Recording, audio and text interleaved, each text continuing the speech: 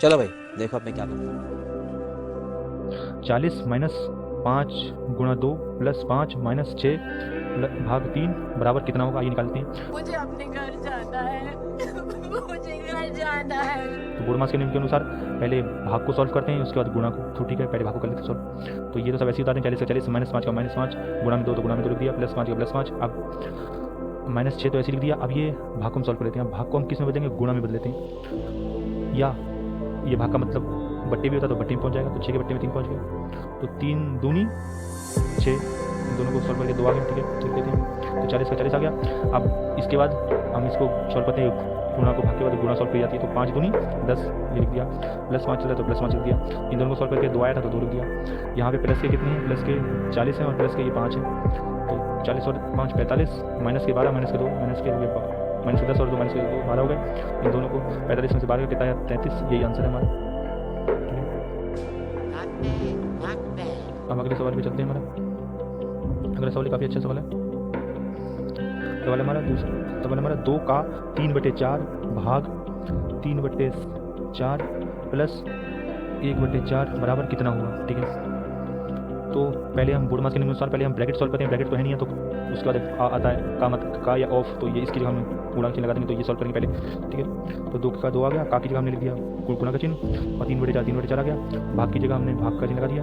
बाकी सब ऐसे लिख दिया, 3/4 आ गया, प्लस 1/4 प्लस 1/4 ये हमने वैसे। ठीक है, सॉल्व कर लेते हैं। इन दोनों की गुणा की 3 दूनी 6 और 4 का 4 ऐसे लिख दिया। अब ये भाग है, अब इस भाग को हम गुणा में चेंज करेंगे। तो गुणा में जब चेंज होगा तो ये संख्या पलट जाती है, भिन्न पलट जाती है। तो 4 ऊपर आ गया और ये वाला 3 नीचे पहुंच जाएगा। ठीक है, अब और प्लस का 1/4 प्लस 1/4 ऐसे लिख दिया। अब यहाँ पे ये गुणा में भी है और ये संख्या कट भी रही है, दूसरे सब काट देते हैं। तो आसान हो जाएगा सवाल। ये 3 है और ये 6 है तो कट जाएगा। 3 दूनी 6 आ गया हमारा। ये भी 4 है तो ये 4 से 4 कट गया। अब इन सबको काट के ऊपर आया था, यहाँ ऊपर में 2 आया था तो 2 लिख दिया। अब नीचे तो कुछ बचा नहीं, तो नीचे हमने 1 लिख दिया। क्योंकि भिन्न सॉल्व करनी है तो 1 लगाना पड़ेगा। और 1/4 ऐसे गया। अब इनको ये दोनों भिन्न हो गए तो इनको सॉल्व करने के लिए कैल्शियम ले लेते हैं। तो 4 एकम 4, वही क्रॉस मल्टीप्लिकेशन कर देंगे या फिर बेसिक मेथड्स कर देंगे। 4 दूनी 8, 1 एकम 1, 8 और 1 9 और 4 का 4 आ गया। अब काट देंगे, ये संख्या कटेगी नहीं, सही में आ जाएगी तो सही में लिख देंगे। 4 दूनी 8 और बचा 1 तो 1 ऊपर लिख दिया। और किससे काट रहे हैं वो नीचे लिख देते हैं। 2 सही 1/4, यही आंसर है। और अगर आप ये वाली हमारी सीखना चाहते हैं मेथड तो हम सीख सकते हैं, डिस्कशन में लिख मिल जाएगा। ठीक है, अगले सवाल पे चलते हैं। अगला सवाल काफ़ी अच्छा सवाल है हमारा। 800 भाग 64, ये ब्रैकेट बंद, फिर मल्टीप्लाई, फिर ब्रैकेट में 1296 भाग 36 बराबर क्या हुआ। ठीक है, अब 800 को हम ऐसे लिख देंगे। भाग का मतलब बट्टा होता है तो हम बट्टे में लिख देंगे, बट्टे में लिख देंगे 64। मल्टीप्लाई है तो मल्टीप्लाई लगा देंगे। अब ये 1296 लिख देंगे और ये भाग का मतलब बट्टा होता है तो बट्टे में पहुँच जाएगा 36। ठीक है, अब काट देंगे। ये 64 है और ये 8 है, हम जानते हैं कट जाएगा। तो 8 एकम 8 और 0 को 0 ऐसे आ गया। ऊपर आ गया 100 और नीचे हो गया ये 64 तो कट जाएगा 8 8 64। ठीक है, ये 1296 नीचे 36 है।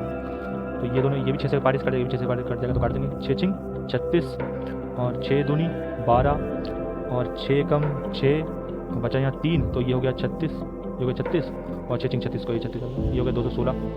ऊपर आया हमारा 100 तो 100 लिख दिया।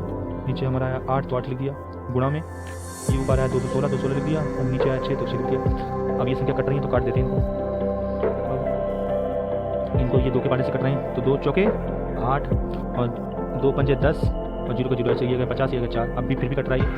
अब 2 के पाटे से 2 दूनी 4 बचा 1 2 पंजे 10, ये 25 आ गया। और नीचे ये 4, ये भी 2 से कटा है, 2 दूनी 4। ठीक है, अब ये काटते हैं। ये 6 है और ये 216, ये 3 के पाटे से कट जाएंगे तो 3 तियाँ 9 और ये तो 3 से तो कट नहीं रहा है। ठीक है, अभी 2 से काट देते हैं हम इसको। ये भी सम 2 से कटेगा। 2 तियाँ 6 और 2 से कटेंगे 2 एकम 2 और 2 अट्ठे 16 तो यहाँ 0 लग जाएगा। 108 हो गया और ये हो गया 3। ठीक है, अब यहाँ कितना बचा, यहाँ 25 बचा और नीचे ये 2 बचा तो 2 नीचे ले गया। 25/2 गुणा यहाँ बचा 108 आ गया और ये बचा 3 तो 3 आ गया। ठीक है, अब ये भी सम है, ये भी सम है, ये दोनों कट जाएंगे तो 2 एकम 2 2 पंजे 10 2 चौके 8, ये 54 आ गया। और नीचे 3 है तो 3 से 54 कट जाएगा तो 3 काट देंगे। 3 एकम 3 बचा 2, ये 24 हो गया। 3 अट्ठे 24 18 आ गया। तो संख्या बची हमारी 25 और ये सब सॉल्व करके ये 18 है। संख्या हमारी आएगी 25 और 18, इन दोनों की मल्टीप्लाई कर देंगे, आएगा हमारा 450, यही हमारा आंसर है। भाई अब चलेंगे सिंप्लीफिकेशन के अच्छे सवाल पे, काफ़ी अच्छा सवाल है और बहुत छोटा भी है ये।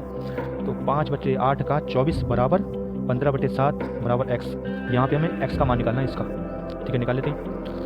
तो हम देखते हैं 5/8 का 5/8 आ गया, का की जगह हम लगा देते हैं गुणा का चिन्ह और 24 से 24 लिख दिया और बराबर लगा दिया, 5/7 5/7 लिख दिया और गुणा x की जगह x लिख दिया।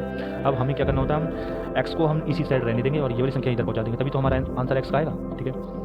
तो अब ये भी 5/8 है, ये गुणा में 24 है, गुणा में संख्या कट जाती है तो काट देंगे, 8 एकम 8 8 3 24, ठीक है।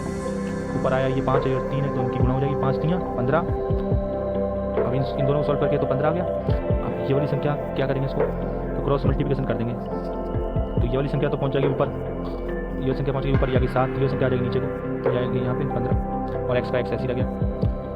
अब ये भी 15 ये भी 15 है, दोनों कट जाएंगे, 7 आ गया, यही आंसर होगा, x बराबर 7, यही आंसर है। ठोक दीजिए महाकाल का, ठोक दीजिए।